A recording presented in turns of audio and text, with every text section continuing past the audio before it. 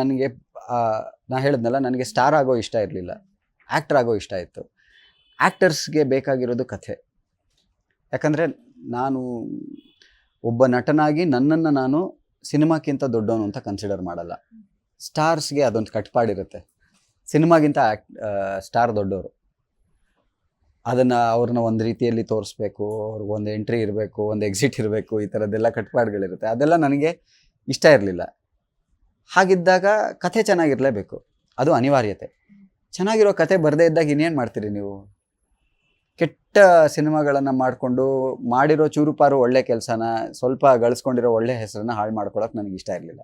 So I said I'll take a break from films until good films come my way ಅಂತ. I made a conscious decision to say okay, ನಾನು maybe 1 or 2 years ನಾನು I'll take a small break, let see, ವಾತಾವರಣ ಬದಲಾದರೆ ಆಮೇಲೆ ನಾನು ಮತ್ತೆ cinema ಮಾಡ್ತೀನಿ. ಅಲ್ಲಿವರೆಗೂ ಬಂದಿದ್ದ ಸಿನಿಮಾ ಸುಮ್ಮನೆ ಒಪ್ಕೊಳ್ಳೋಕ್ಕಾಗಲ್ಲ ಅಂತ ನಾನು ನಿರ್ಧಾರ ಮಾಡಿದೆ. ಬಿಕಾಸ್ ಅಗೇನ್ ಅದೆಲ್ಲ ಒಬ್ಬೊಬ್ಬರಿಗೆ ಇಟ್ ಡಿಫರ್ಸ್, ಒಬ್ಬರಿಂದ ಒಬ್ಬರಿಗೆ ಡಿಫರ್ ಆಗುತ್ತೆ.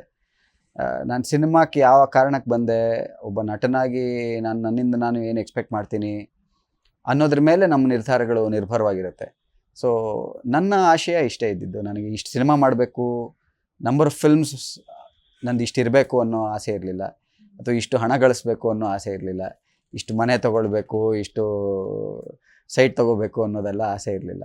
ಸೊ ನನಗೆ ಒಳ್ಳೆ ಸಿನಿಮಾ ಮಾಡಬೇಕು, ಒಳ್ಳೆ ನಟ ಅಂತ ಅನಿಸ್ಕೋಬೇಕು, ಕನ್ನಡ ಜನರಿಗೆ ಖುಷಿ ಪಡೋವಂಥ ಸಿನಿಮಾಗಳು ಕೊಡಬೇಕು. ಬಿಕಾಸ್ ಅದು ನಮ್ಮ ಜವಾಬ್ದಾರಿ ಆಗುತ್ತೆ. ನಮ್ಮನ್ನು ಬೆಳೆಸ್ತಾರೆ ಅವರು, ನಾವು ಅವ್ರ ಮುಂದೆ ಹೋಗಿ ನಿಂತ್ಕೊಂಡಾಗ ನಮ್ಮ ಬೆನ್ನು ತಟ್ಟಿ ಬೆಳೆಸ್ತಾರೆ, ಪ್ರೋತ್ಸಾಹ ನೀಡ್ತಾರೆ ಅಂತಂದರೆ ಅವರು ಒಂದು ಜವಾಬ್ದಾರಿ ಕೊಡ್ತಿದ್ದಾರೆ, ನಮಗೆ ನಿರೀಕ್ಷೆ ಇಟ್ಕೊಂಡಿರ್ತಾರೆ ಅಂತ ಅರ್ಥ.